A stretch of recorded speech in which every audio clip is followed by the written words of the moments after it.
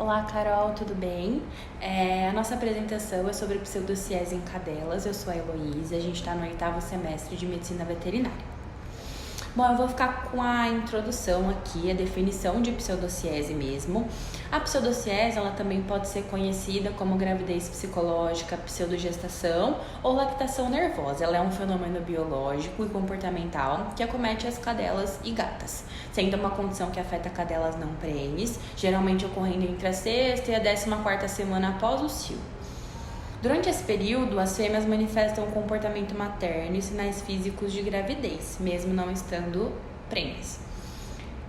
Então, essa condição ela está relacionada a flutuações hormonais, em especial o aumento da prolactina após a ovulação, que esse processo leva à produção de leite e à manutenção do corpo lúteo. Mas para entender um pouco melhor dessa questão hormonal, a gente precisa saber como funciona o ciclo estral da cadela. O ciclo reprodutivo das cadelas ele pode ser dividido nas fases de proestro, que tem uma média de duração de cerca de 9 dias.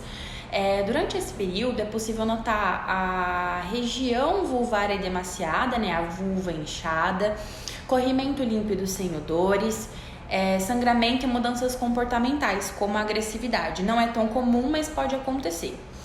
Já o estro é onde a cadela está fértil e pronta para a cópula. É a fase principal do cio, sendo o único momento em que a fêmea ela está receptiva ao macho e representando o período de fertilidade, que dura aproximadamente de 8 a 15 dias a partir do início do sangramento. Já o diestro, ele corresponde ao período de gestação, parto e lactação, onde a fêmea ela pode estar ou não grávida, e onde a cadela não está mais fértil. Então ela pode ou não estar desenvolvendo a gestação. Já o anestro é o período de descanso sexual, então é a fase de preparação para o próximo ciclo. Bom, aqui a causa é muito relacionada com a origem da pseudociese, como ela acontece. Essa causa ela pode ser entendida a partir do momento que ocorre o aumento da concentração plasmática de prolactina após a fase de ovulação.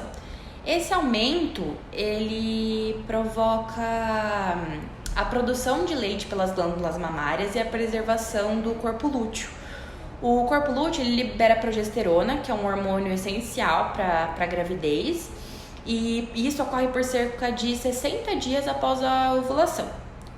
Devido à ausência de prostaglandina F2-alfa, que é ela que lisa o corpo lúteo no caso de não fertilização, o nível hormonal em cadelas prenhes ou não prenhes, ele se torna o mesmo. Então, por isso que existe todo um processo de diagnóstico através dos sinais e dos exames clínicos, radiografia e ultrassom, para a gente saber se ela está prenhe ou não, porque se a gente for levar em questão essa relação hormonal das cadelas prenhes e não prenhes, é igual. Então, por isso que a gente precisa aprofundar um pouco mais pra frente, na parte de diagnóstico. A prevalência da pseudociese, ela acontece com uma frequência de 50% a 70% das fêmeas caninas em algum momento da vida, e ela não tem predisposição por faixa etária, raça, porte físico, então ela é bastante comum, a gente vê bastante na rotina. Os sinais e sintomas.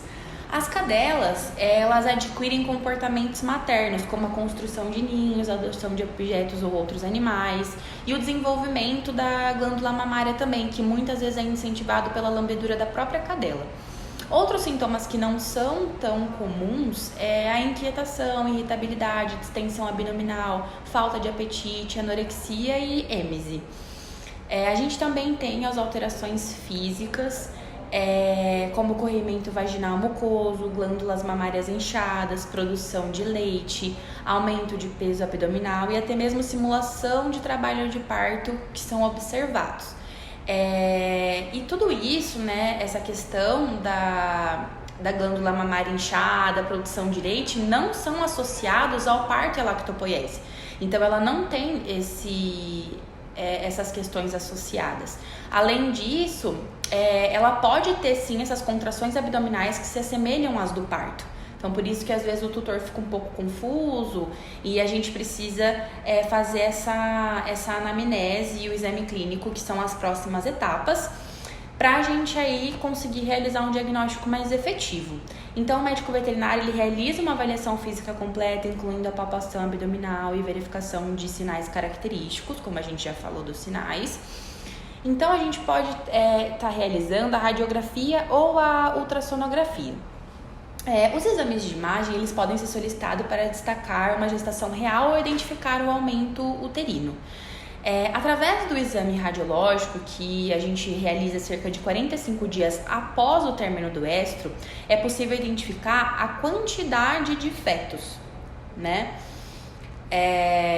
Quantos fetos tem ali. Mas o ideal para o caso da pseudociese é a ultrassonografia abdominal mesmo, que ela pode confirmar ou descartar a presença de fetos, porque na radiografia a gente só pode confirmar se existe um feto ali. Agora, no ultrassom é mais garantido porque nós conseguimos confirmar ou descartar a presença dos fetos, por isso que é o mais indicado. Também existe outros exames complementares, como testes hormonais específicos, a dosagem de relaxina e prolactina. A dosagem de relaxina, ela é interessante porque ela é específica da prenhez, que pode ser identificada no sangue de uma cadela prenhe entre 26 e 30 dias após o pico de LH. Então, esse hormônio, a relaxina, ele não é identificado em cadelas não gestantes. Então, se a gente realizar essa dosagem e a cadela não apresentar, é porque ela realmente não é gestante. Também a gente tem a citologia vaginal, onde é possível realizar a detecção da fase do ciclo estal que essa cadela está, e também a título de curiosidade a gente consegue identificar distúrbios reprodutivos. Vamos falar agora sobre o tratamento, né? No tratamento temos medidas de suporte, terapia com medicação e atenção veterinária. Medida de suporte, né? Oferecer um ambiente tranquilo e acolhedor, fornecer brinquedos adequados e evitar estimulação dos mamilos pode ajudar a reduzir os sintomas, né? Nesse caso de oferecer um ambiente tranquilo e acolhedor, é por conta que nessa fase a fêmea pode ter muita irritabilidade e agressividade também. Por isso, é muito importante ter um ambiente tranquilo e acolhedor.